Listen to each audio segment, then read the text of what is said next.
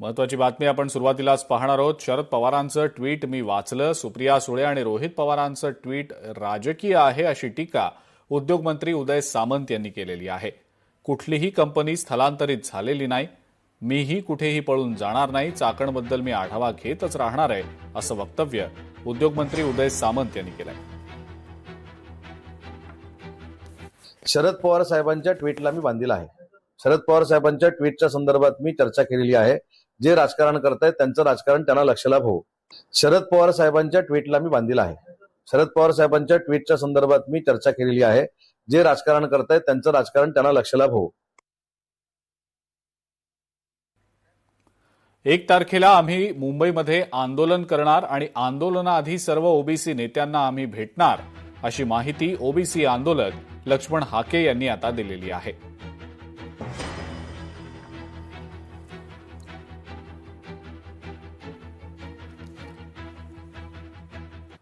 काँग्रेसनं ओबीसी समाजाचा केवळ वापर केला. काँग्रेसनं कधीही ओबीसी समाजाला न्याय दिला नाही. काँग्रेस आता मोर्चे काढून नौटंकी करतंय असं म्हणत महसूल मंत्री चंद्रशेखर बावनकुळे यांनी काँग्रेसवर जोरदार हल्लाबोल केला. काँग्रेसने कधी 65 वर्ष सरकार चालवणे या गोष्टीचा विचार केला नाही. उलट जनतेमध्ये संभ्रम निर्माण केला. ओबीसी समाजाला त्या ठिकाणी वापरून घेण्याचं काम केलं आणि आता नौटंकी करताय मोर्चे काढून. काँग्रेसने कधी ओबीसी समाजाला न्याय दिला नाही. 18 पगड जातीला न्याय दिला नाही. पण आमचं सरकार, मोदीचं सरकार यांनी आता जातनिहाय ओबीसीची जनगणना सुरू केलेली आहे.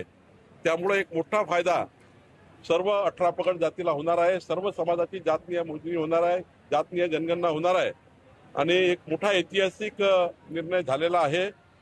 स्वातंत्र्यानंतर असा निर्णय झालेला आहे. जातीय जनगणनेत ओबीसी ईडब्ल्यूएसचा स्वतंत्र कॉलमच नाही आणि 2011च्या जनगणनेप्रमाणेच यावेळीही सरकारकडनं फसवणूक झालेली आहे असा आरोप हरिभाऊ राठोड यांनी सरकारवर केलेला आहे.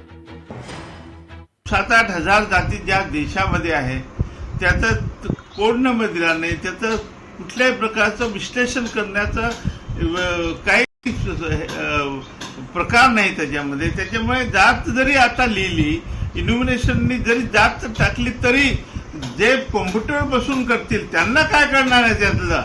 आणि त्यामुळे खऱ्या अर्थाने जातीगत गणना होणार नाही. 2011 साली काँग्रेसनी अशीच फसवणूक केली होती.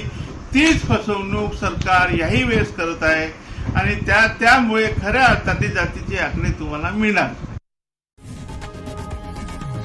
लोकशाही मराठी ऐका, पहा, जागरूक रहा.